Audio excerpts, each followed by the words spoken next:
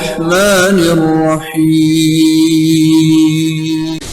کہ جب کہا جا رہا نا کونوا مع الصادقین، سچوں کے ساتھ ہو جاؤ، تو اب عیسائی بھی نہیں کہہ سکتا کہ سچوں کے ساتھ کیوں ہو جاؤ، اب یہودی بھی نہیں کہہ سکتا کہ سچوں کے ساتھ ہو جاؤ، اور اگر کوئی مسلمان ہوتے ہوئے کہے کہ سچوں کے ساتھ کیوں ہو جاؤ تو وہ شاید مسلمان ہی نہیں رہتا، جو سچوں کے ساتھ ہونے پر بھی سوچتا ہو کہ کیوں ہو جاؤ. بات مکمل ہے کہ سچوں کے ساتھ ہو جاؤ، سچوں کے ساتھ ہو جاؤ. اچھا کونوا مع الصادق بھی نہیں ہے، کونوا مع الصادقین ہے. یہ پورا قبیلہ صادق ہے.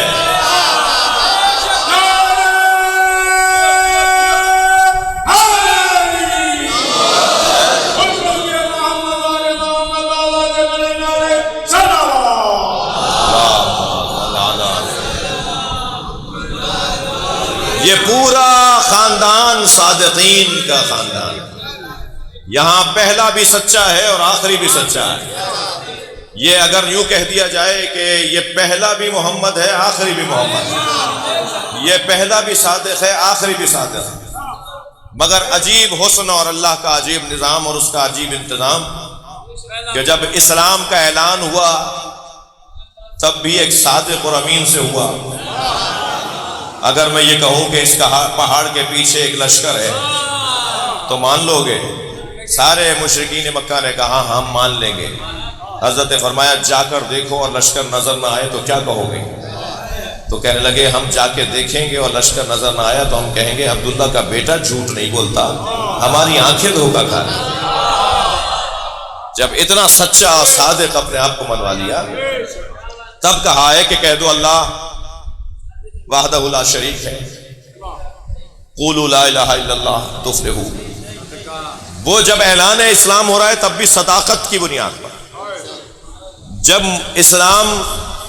اسلامی دنیا مسلمان، اس وقت کے مسلمان جب عالم اسلام پرورش پانے لگا، ترقی کرنے لگا، قیل و قال کا دور غالب آنے لگا، اقوال و نظریات کا ایک طوفان اور ایک سمندر بپا ہونے لگا، سمندر مچلنے لگا، طغیان کرنے لگا، تو پھر مختلف اقوال کا دور، مختلف نظریات کا دور.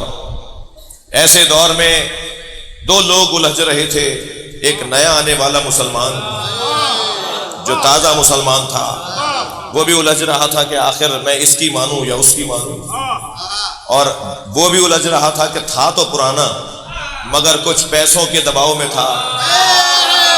بھائی تجزیے بھی ہو رہے ہیں نا، کچھ پیسوں کے دباؤ میں تھا، کچھ ذہنی دباؤ میں تھا، کچھ حکومتی دباؤ میں تھا. اب ایسی کیفیت کے اندر وہ کیسے کس کی مانے؟ تو اللہ کا نظام دیکھیے کہ جب یہ دور آئے گا تب بھی میں ایک صادق ہی بھیجوں گا. یہ نہ چاہتے ہوئے بھی کہیں گے قال الصادق، سچے نے یہ کہا ہے.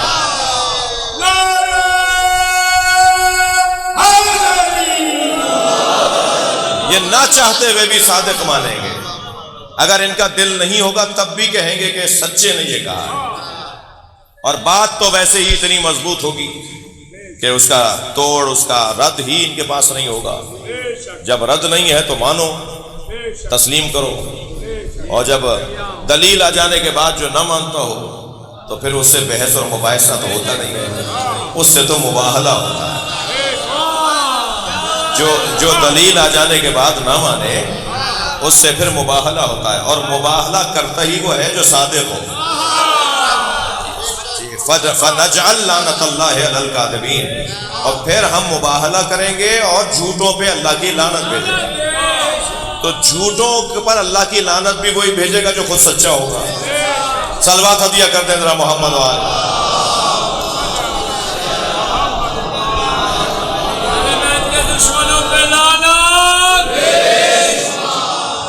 ایک اور صلوات نبی اور علیہ نبی.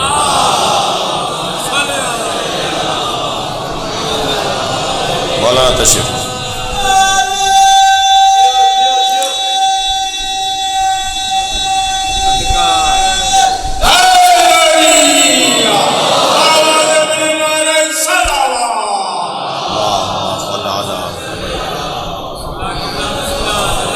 مولانا محمد حسین حسینی کی گلشن حدید اور یہ جو علاقے ہیں آپ کے اسٹیل ٹاؤن اور پپری اور دھاروں تک اور ٹھٹا تک مولانا کی بڑی خدمات ہیں۔ اس پورے علاقے کو، جو بہت بڑا ایریا ہے، اس پورے علاقے کو مذہبی اعتبار سے سنبھالنے والوں کے درمیان یہ چاند ہے۔ میں ان کی خدمات کو بہت قریب سے جانتا ہوں۔ جامعۃ الزہرا مدرسہ اس وقت مولانا چلا رہے ہیں۔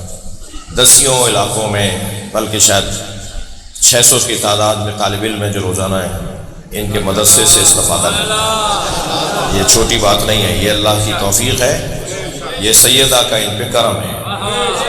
آپ سب کی، میری، مولانا کی حاجات کی برابری کے لیے امام صادق کا واسطہ دیتے ہوئے اللہ کی بارگاہ میں دعا کریں ایک صلوات کی صورت میں۔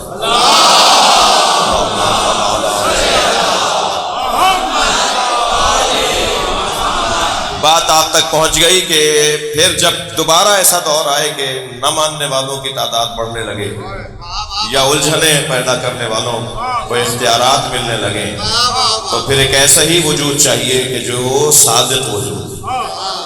تو پھر ایک مرتبہ ایک صادق کو بھیجا، جیسے پہلے ایک صادق کو بھیجا گیا، اور وہ صادق اپنا پیغام پہنچا رہا ہے۔ بات بھی اتنی مضبوط کہ کوئی رد بھی نہیں کر سکتا، بات بھی اتنی مضبوط کہ کوئی رد ہی نہیں کر سکتا۔ خبر ملی میرے مولا کو کہ فلاں شخصیت ہے کہ جو کچھ مرید اپنے رکھتے ہیں مگر قیاس کی بنیاد پر فتویٰ دیتے ہیں۔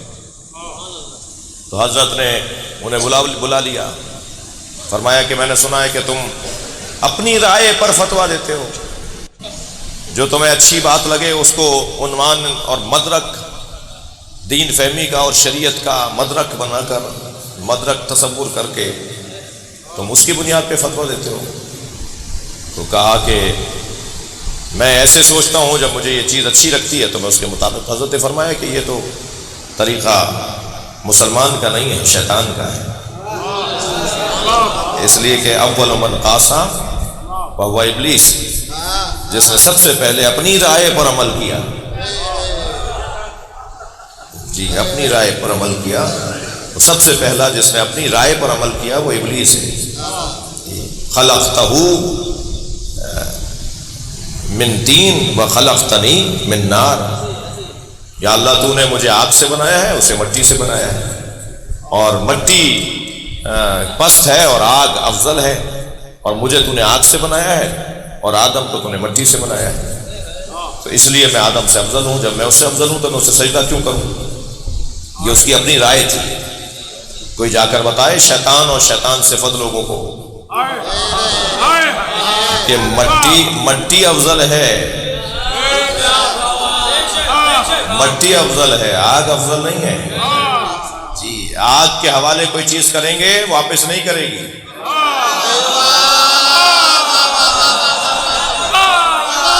لیکن مٹی کے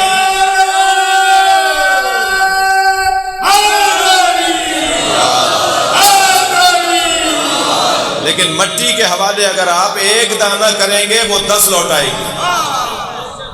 نہ صرف امین ہے بلکہ سخی بھی ہے۔ مٹی صرف امین ہی نہیں ہے کہ جتنا دیا تھا اتنا ہی لوٹا دیا، بلکہ مٹی سخی بھی ہے، جتنا لیتی ہے اس سے بڑھا کر دیتی ہے، اس سے بڑھا کر واپس کرتی ہے۔ لہٰذا مٹی کو تم نے کیسے کہہ دیا کہ وہ مفضول ہے، اور آگ کو کیسے کہہ دیا کہ وہ افضل ہے؟ وہ افضل نہیں ہے۔ تو یہ پہلا جو قیاس کیا، جو اپنی رائے پر عمل کیا، مولانا نے فرمایا وہ تو ابلیس ہے۔ مجھے بتاؤ قتل بڑا جرم ہے یا زنا بڑا جرم ہے؟ انہوں نے کہا جی قتل بڑا جرم ہے۔ حضرت نے جب ان سے پوچھا کہ بتاؤ قتل بڑا جرم ہے یا زنا بڑا جرم ہے، تو وہ فرمانے لگے قتل بڑا جرم ہے۔ تو حضرت نے فرمایا اگر قتل بڑا جرم ہے تو اس پہ 4 گواہ ہونے چاہیے تھے، جبکہ زنا پہ 4 گواہ ہیں، قتل پہ 2 گواہ ہیں۔ اگر وہ زیادہ مذموم عمل ہے تو پھر قتل پر زیادہ گواہ ہونے چاہیے تھے، اور جو اس سے کم مذموم عمل ہے تو اس کے اوپر گواہ کم ہونے چاہیے تھے، مگر وہاں گواہ زیادہ ہیں، وہاں گواہ کم ہے۔ جی پھر حضرت نے فرمایا بتاؤ نماز افضل ہے یا روزہ؟ انہوں نے کہا جی نماز۔ تو حضرت نے فرمایا حالت ایام میں خواتین سے روزہ بھی چھوٹتا ہے اور نماز بھی چھوٹتی ہے، لیکن بعد میں انہیں روزہ رکھنا ہے، نماز نہیں پڑھنی۔ اگر نماز افضل ہے تو اللہ بعد میں نماز کیوں نہیں پڑھوا رہا؟ روزہ اللہ بعد میں رکھوا رہا ہے ان سے، حکم شریعت یہ ہے کہ بعد میں روزہ رکھنا ہے، لیکن نماز نہیں پڑھنی، تو افضل چیز چھوڑوا رہا ہے۔ تو تمہارے اگر رائے پر عمل کیا جائے تو تم تو شریعت ہی بدل دو گے۔ صلوات پڑھے ذرا محمد و آل محمد۔